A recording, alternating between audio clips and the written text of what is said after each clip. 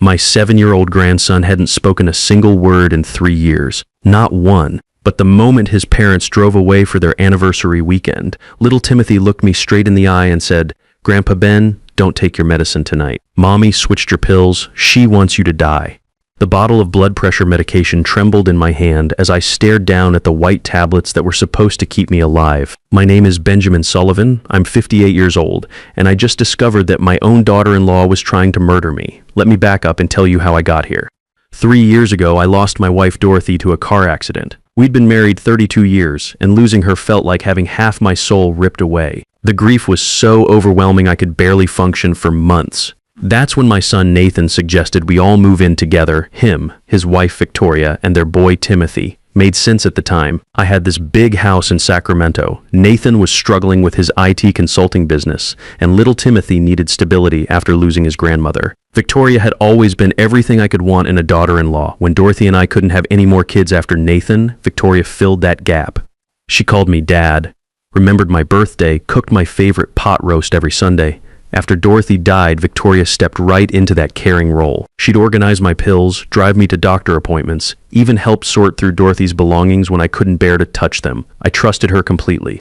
More than that, I loved her like the daughter I never had. The first 2 years after Dorothy's death were rough, but Victoria kept our little family together. She made sure Timothy stayed in his same school, helped Nathan through his own grief, and took care of all the household things Dorothy used to handle. I was grateful beyond words, but something shifted about 8 months ago.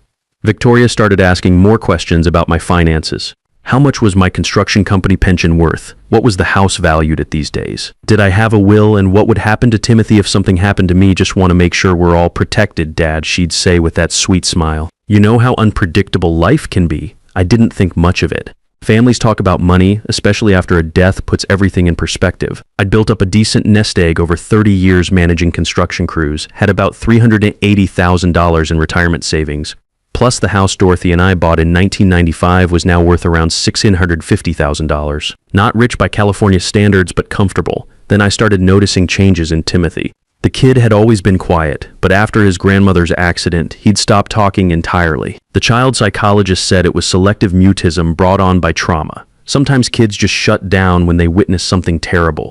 But there was something else in Timothy's eyes when he looked at his mother, something that looked like fear. Victoria explained it away easily. He's just processing his grief differently than adults. The doctor says some children blame the surviving parent when they lose a grandparent. It's normal. That made sense to me. Hell, what did I know about child psychology? I'd raised one kid, and that was 30 years ago. Around the same time, I started having more health issues. My blood pressure, which had been controlled for years, began spiking unpredictably. I'd get dizzy spells, heart palpitations, episodes where I felt like I couldn't catch my breath. It's the stress and grief, doctor. Martinez explained during one of my appointments, very common in widowed men your age. We'll need to adjust your medication. Victoria was incredibly attentive during this period. She'd reorganize my pill dispenser every week, making sure I had the right doses at the right times. She'd remind me to take my evening pills, sometimes even bringing them to me with a glass of water. Can't have you forgetting these, Dad, she'd say. Your health is too important to all of us. I appreciated the care. Made me feel less alone in that big house, but Timothy kept getting more withdrawn. He'd barely eat at dinner, spent most of his time drawing in his room. When I'd try to engage him, ask about school, suggest we throw a baseball in the backyard, he'd just stare at me with those big, worried eyes. Give him time, Victoria would say. The therapist says forcing interaction can make the mutism worse. So I gave him time, 3 years of time. The night Timothy finally spoke, Nathan and Victoria had left for a romantic weekend in Napa Valley. Victoria had been extra attentive before leaving, making sure I had a full week's worth of medications laid out in my pill organizer. It's so important you stick to the schedule, Dad, she'd said, squeezing my shoulder. Your blood pressure's been acting up lately. We can't afford any mistakes. Promise me you'll be responsible about this. I promised. Why wouldn't I? This woman had been taking care of me for 3 years. After they drove away, Timothy and I were alone in the house. I was getting ready for bed, reaching for my evening pills when I heard his small voice behind me. Grandpa Ben. I turned around, and there he was, my grandson, who hadn't spoken in 3 years, looking at me with tears in his eyes. Don't take your medicine tonight. Mommy switched your pills. She wants you to die. The words hit me like a physical blow. I actually staggered backward against the bathroom counter. I looked down at the pills in my hand, the same white tablets I'd been taking every morning and evening for months. They looked exactly like my lisinopril prescription, but Timothy's words echoed in my head. "What do you mean, buddy?" I asked, trying to keep my voice calm even though my heart was racing. "Tell Grandpa what you've seen." Timothy walked closer, his small hands shaking. For a kid who hadn't spoken in 3 years, the words came pouring out like a dam had finally burst. "I've been watching, Grandpa. I see everything, but nobody thinks I understand because I don't talk. Mommy has been switching your pills for a long time. She keeps the real ones hidden in her jewelry box and puts fake ones in your bottle." My legs felt weak. I sat down heavily on the edge of my bed. "How long, Timothy? How long has this been happening?" "Since Christmas, maybe longer. She talks on the phone to a man who isn't your real doctor. She calls him Dr. Pierce. He comes to the house sometimes when you're sleeping and she pays him money from your checkbook." The room started spinning. Christmas was 8 months ago. Victoria had been systematically poisoning me for 8 months, and I'd been thanking her for taking such good care of me. "What else have you seen, buddy?" Timothy climbed up on the bed next to me. "She counted your money on the computer. She wrote down big numbers and showed Daddy. She said, when you die, we'll get everything, the house and all your money." Daddy was crying, but Mommy said it was the only way to save our family. Nathan knew. My own son knew his wife was planning to murder me, and he was going along with it. I needed to test Timothy's claims. I took one of the pills from my evening dose and crushed it up with the back of a spoon, then mixed it with some water. I poured the mixture on the African violet Dorothy had loved so much, the one I kept on the windowsill in her memory. Within 20 minutes, the plant's leaves started turning yellow and curling at the edges. Real blood pressure medication wouldn't kill a houseplant. These pills were either placebos or something worse.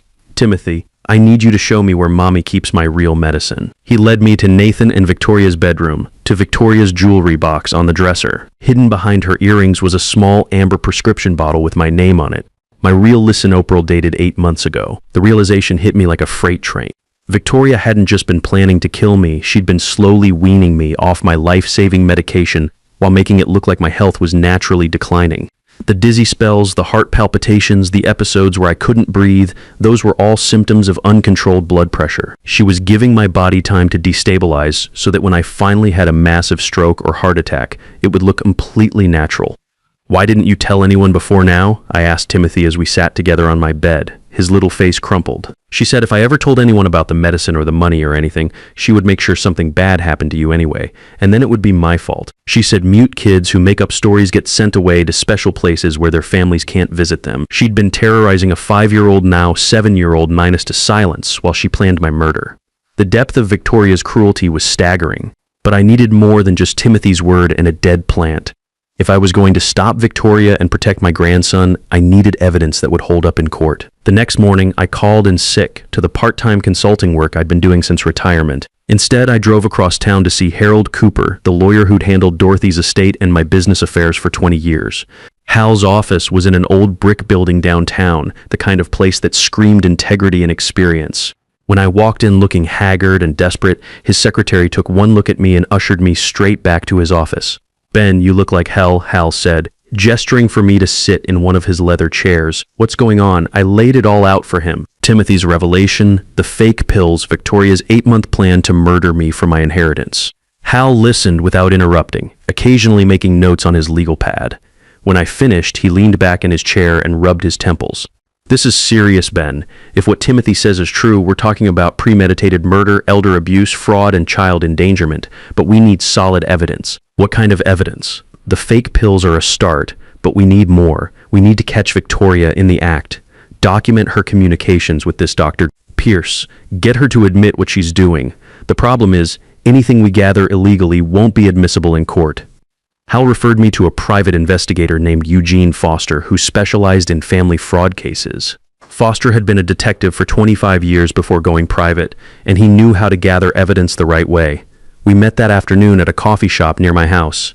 Foster was a thin, intense man in his 50s who took detailed notes as I repeated my story. "First thing we need to do is get those fake pills analyzed," Foster said. "I've got contacts at a lab who can tell us exactly what's in them. Second, we need to document everything Victoria's been doing, the forged checks, the meetings with Dr. Pierce, any communications about your supposed declining health. How do we do that legally? We start with what we can observe. You're the homeowner, so you can install security cameras in common areas of your house. We can monitor your phone lines with your permission. and we can run background checks on Dr. Pierce and anyone else involved. Foster's plan would take time, at least 2 months, to build a solid case. The problem was, Victoria and Nathan were coming back from Napa in 2 days, and I had to act normal while collecting evidence that my daughter-in-law was trying to kill me. Can you do it? Foster asked. Can you pretend nothing's changed while we gather what we need? I thought about Timothy, about what Victoria had threatened to do to him if he ever spoke up. I thought about Nathan, weak and manipulated, but still my son. I thought about Dorothy and how she'd want me to protect our grandson. Yeah, I said I can do it. When Victoria and Nathan returned from Napa, I was ready to give the performance of my life. I had to pretend everything was normal while secretly documenting my own daughter-in-law's plan to murder me. Foster had worked fast during those 2 days. He'd installed tiny cameras in the kitchen, living room, and hallway, places where Victoria might feel comfortable talking freely. He'd also set up monitoring on the house phone line, completely legal since I was the account holder. Most importantly, he'd gotten the lab results back on those fake pills. They weren't just placebos. They contained a small amount of pseudoephedrine minus a stimulant that would actually raise my blood pressure while making it look like I was taking my prescribed medication. Victoria wasn't just withholding treatment, she was actively making my condition worse. Welcome home, I said, giving Victoria a hug when they walked through the door. It took every ounce of willpower not to pull away from the woman who'd been slowly killing me for 8 months. How are you feeling, Dad? Victoria asked, studying my face with what I now recognized as clinical interest. Any episodes while we were gone? Chest pain? Dizziness? I'm fine, I said. Timothy and I had a quiet weekend. Just watched some old movies and ordered pizza. Victoria glanced at Timothy, who was sitting quietly at the kitchen table with his coloring books. He'd gone back to his silent routine, but now I understood it was protective camouflage. Did you remember to take your medications? Victoria pressed. Every morning and evening, just like you showed me. She smiled, but I caught the flash of disappointment in her eyes. She'd been expecting me to be sicker by now. Over the next few weeks, I established a careful routine. I'd take the fake pills in front of Victoria, then secretly dispose of them later. I'd started taking my real medication again, which I'd moved to a hiding spot in my workshop. My actual health began improving almost immediately. No more dizzy spells, no more heart palpitations. But I had to pretend I was getting worse. It was like directing my own death scene. I'd complain about fatigue, grip my chest occasionally like I was having heart pain, make sure Victoria saw me struggling with simple tasks. The hardest part was watching her excitement grow as she thought her plan was working. Foster's investigation was turning up disturbing details. Dr. Gerald Pierce had indeed lost his medical license 3 years earlier for running a pill mill, but he was still operating under the radar. Foster found records of Victoria meeting with Pierce at a medical office that was supposed to be vacant. He'd been paid $5,000 in cash over 8 months. Money Victoria had been taking from my checking account in small amounts I wouldn't notice. The background check on Pierce also revealed he'd been involved in 2 previous suspicious deaths, elderly patients who died of natural causes while under his unofficial care. Both families had received large insurance payouts.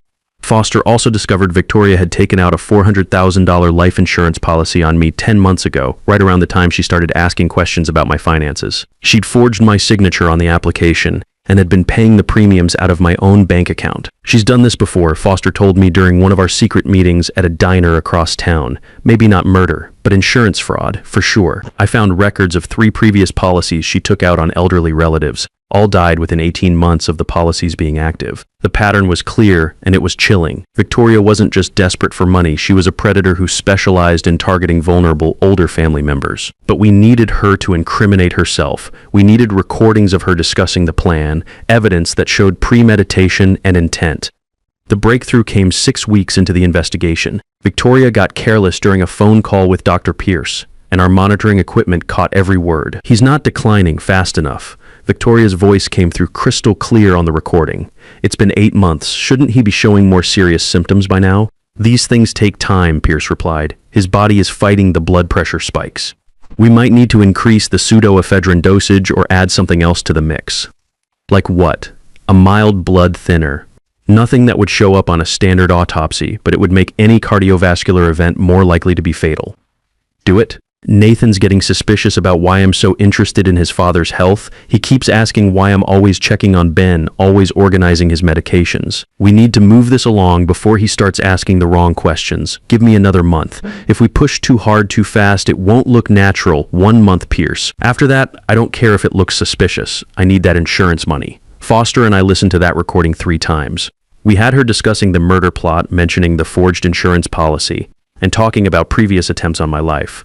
It was everything we needed for a conviction, but Foster wanted more. Juries like to see the crime in action, he explained. If we can catch her actually administering the enhanced dosage Pierce mentioned, if we can get her discussing the insurance payout or what she plans to do with the money, that seals the case. So we waited, and I continued my performance, getting sicker each day while Victoria's excitement grew. The hardest part wasn't the acting, it was watching how it affected Timothy. Even though he knew I was pretending, seeing his grandfather apparently dying was traumatic for a 7-year-old boy. He'd sometimes forget it was an act and get genuinely scared. "It's okay, buddy," I'd whisper to him when Victoria wasn't around. "Grandpa's not really sick. We're just catching the bad guys, remember?" But Timothy was carrying a terrible burden for such a small kid, and I was running out of time before Victoria decided to escalate her plan. The end came 2 months after Timothy first spoke those life-saving words. Victoria had gotten a new supply of enhanced pills from Dr. Pierce, and Foster's equipment caught her mixing them into what she told Nathan was a special heart-healthy smoothie for my breakfast. "This should help Dad's circulation," she said, loud enough for our hidden cameras to record. But Timothy, who'd been watching from the hallway, saw her add white powder that definitely wasn't protein supplement. I knew this was it, the final attempt on my life. I drank the smoothie while Victoria watched, then went to my room to rest. Within 30 minutes, I started my performance. I'd researched the symptoms of the drugs Pierce was using: elevated heart rate, chest pain, difficulty breathing. I called out for help, clutching my chest and gasping for air. Victoria rushed in, but instead of calling 911, she pulled out her phone and started timing my heart attack. She was documenting the time of death for the insurance claim. "Nathan," she called out, "come quick, I think Dad's having another episode." Nathan ran in, took one look at me convulsing on the bed, and reached for his phone to call emergency services. "Wait," Victoria grabbed his arm. "Let's see if it passes. You know how Dad hates going to the hospital. Maybe we should just monitor him for a few minutes?" "Are you insane?" Nathan shouted. "Look at him, he's dying." "Exactly," Victoria said quietly, and for the first time, Nathan heard the coldness in his wife's voice. "Nathan, we've talked about this. The insurance money, the house, everything we need to start over. This is it." I watched through half-closed eyes as the realization dawned on my son's face. He stared at his wife like he was seeing a stranger. "You want him to die," Nathan whispered. "I want us to be free." Victoria snapped. "Free from debt, free from taking care of an old man, free to give Timothy the life he deserves, the life we deserve. You're talking about murder. You're talking about murdering my father. I'm talking about $650,000 in real estate and $400,000 in life insurance. I'm talking about Timothy's college fund and our retirement and not struggling anymore." Nathan backed away from her. How long have you been planning this?" Victoria smiled, a cold expression I'd never seen on her face before, since Christmas, maybe longer. "The pills, the doctor visits, the insurance policy, it's all been leading to this moment." That's when Nathan noticed Timothy standing in the doorway, watching everything with those big, understanding eyes. "Timothy," Nathan said, his voice breaking. "How much have you seen, buddy?" Timothy looked at his father, then at his mother, then at me lying on the bed. For a moment, I thought he might retreat back into silence, but then he spoke, his small voice clear and strong. "I've seen everything, Daddy. Mommy's been trying to kill Grandpa for a long time. She hides his real medicine and gives him fake pills. She talks to a bad doctor who helps her. She pays him money from Grandpa's checkbook." Victoria's face went white. "Timothy, you don't understand what you're saying. I understand, Mommy. You said if Grandpa dies, we get all his money, but Grandpa isn't really dying. He's pretending so the police can catch you." That's when Detective Eugene Foster and his team kicked in the front door. "Police, search warrant." Victoria spun around as officers flooded into the room. "This is a mistake. My father-in-law is having a heart attack. We need an ambulance." I sat up on the bed, no longer gasping, no longer clutching my chest. "Actually, I feel fine." The look of shock and rage on Victoria's face was something I'll never forget. She'd been caught in the act, on camera, with witnesses, discussing her plan to murder me for insurance money. Foster had coordinated everything perfectly. The recordings of Victoria's calls with Dr. Pierce, the evidence of the forged insurance policy, the fake medications, Timothy's testimony, it all came together in that moment. Victoria was arrested for attempted murder, insurance fraud, elder abuse, and child endangerment. Dr. Pierce was picked up at his illegal clinic an hour later. The evidence was overwhelming. Nathan wasn't charged criminally, but he lost custody of Timothy. The court determined he'd known about Victoria's plan but failed to protect either his father or his son. He gets supervised visits twice a month and has to complete counseling before any custody arrangement can be reconsidered. Victoria was sentenced to 15 years in prison. Dr. Pierce got 10 years for his role in multiple attempted murders. The forged insurance policy was voided, but I donated that amount to a foundation for elder abuse prevention. Timothy and I moved to Phoenix 6 months later. The dry heat helps my real blood pressure issues, and Timothy loves having his own backyard with a pool. He's been talking nonstop since we left California, like he's making up for 3 years of enforced silence. He's in counseling to deal with the trauma, but kids are remarkably resilient. He's made friends at his new school, joined a little league team, and talks my ear off about everything from dinosaurs to space travel. Nathan calls every Sunday. We're slowly rebuilding our relationship through family therapy sessions over video calls. He's getting help for the depression and manipulation that made him vulnerable to Victoria's influence. It's going to take time, but I believe he can become the father Timothy needs. The house in Sacramento sold for $650,000. That money, plus my pension and savings, is all going into a trust for Timothy's future. He'll never have to worry about people using him for money because he'll have enough of his own. Sometimes Timothy asks me why his mommy tried to hurt me. I tell him some people get confused and think money is more important than love. But we know better, don't we? We do, Grandpa, he always says. Love is the most important thing. That 7-year-old boy saved my life by finding his voice when it mattered most. Now I'm using mine to make sure he grows up surrounded by people who would never hurt him for gain. Sometimes the smallest voices carry the biggest truths. Trust is earned through actions, not words. When someone you love starts asking about your money more than your health, pay attention to what they're really counting. The people who truly love you will protect your life, not calculate its worth. Sometimes the greatest betrayal comes from those we trust most, but the greatest salvation comes from the smallest voices.